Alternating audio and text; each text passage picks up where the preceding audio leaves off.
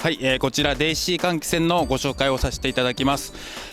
従来のですね AC 電源交流タイプのものと違いまして、こちらは DC 電源を取るタイプとなっております。さらにブラシレスモーターを搭載することによりまして、なお一層の消費電力の削減につながっております。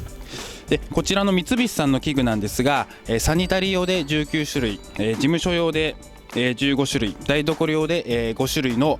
全部合わせて39種類をご用意しております。店舗さんから事務所までさまざまな